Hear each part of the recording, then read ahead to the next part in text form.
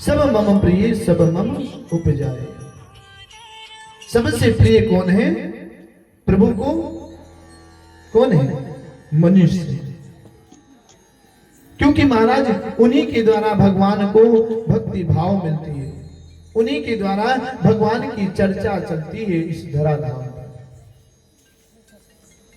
इस वजह से मानव शरीर को वह अधिक भागशाली मानते हैं, सबसे प्रिय मानते हैं। जब भगवान उम्र बांट रहे थे तो सबका उम्र बराबर बराबर बांट दिया। मनुष्य ने कहा, जीव ने कहा कि महाराज आप कहते हैं सब मम प्रिय सब मम उपजाए, तो कहां से आपके लिए हम प्रिय हैं? प्रभु ने कहा क्यों?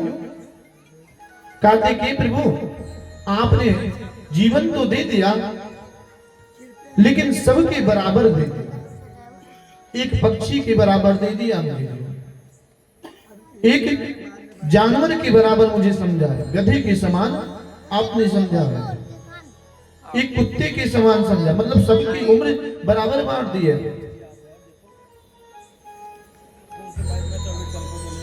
प्रभु ने कहा ये बात है, ये तो गलती हो गई मुझसे, लेकिन अब क्या करना है? अब कुछ हो नहीं सकता है। महाराज उसमें से गधे ने सबसे पहले बोला कि प्रभु मेरी उम्र आप काट करके इनको प्रदान कर दीजिए, क्योंकि कितना दिन तक हम बोझा ढोते रहेंगे? 60 वर्ष तक अगर बोझा ढोते रह गए तो बहुत कठिनाई होगी, बूढ़े हो जाएंगे, चल नहीं पाएंगे तो डंडे खाना पड़ेगा। इस वजह से भगवान उनकी थोड़ी उम्र काट करके मनुष्य को दे दिए। फिर महाराज कुत्ते ने कहा, कहता मेरा भी प्रभु कुछ उम्र काट करके इनको दे दीजिए, नहीं तो जिसके घर हम जाएंगे वो ही दुत्कार करके भगाएंगे।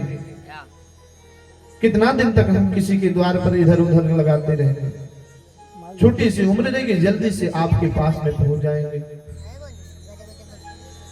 उल्लू ने कहा महाराज मेरी भी कुछ उम्र इनको प्रदान कर दीजिए, इनकी उम्र कम लगती है तो मेरी भी उम्र इनको प्रदान कर दीजिए। प्रभु ने सबकी उम्र छोटा छोटा काट करके मनुष्य को दे दिए, मनुष्य का 100 वर्ष बना दिया। देखिए आप सरकारी नौकरी करते हैं तो 60 वर्ष ही क्यों मिलता है? आप नौकरी में सरकारी 60 वर्ष क्यों मिलता है? इसलिए मिलता है जो हमारे प्रभु ने लिख दिया है कि आपकी उम्र इतनी है, उतने वक्त तक ही आप नौकरी यहां भी करते हैं। बोले वृंदावन बिहारी लाल की जय। महाराज इसी प्रकार से सबसे फल भाव जनों सुनो, जीव मात्र का परम धर्म ही है भक्ति। सावे पुंसम पर्यो धर्मा यत्यो भक्ति दोजसे अहेतुकम प्रहितात संप्रसीदते। और वो भक्ति कैसी हो? वो भक्ति कैसी हो? अहेतुक, अर्थात कामना रहित है, कोई काम उस भक्ति से ना हो। हम आप भक्ति करते हैं, भगवान का पूजन करते हैं, जिस दिन भी एक लोटा जल कहीं आ गया मन में, कुछ लोग तो ऐसे होते हैं, इतने बड़े दानी होते हैं बाबा कि साल के साल बीत जाते हैं, भोले बाबा को एक लोटा जल भी अर्पण नहीं करते। सावन आएगा तो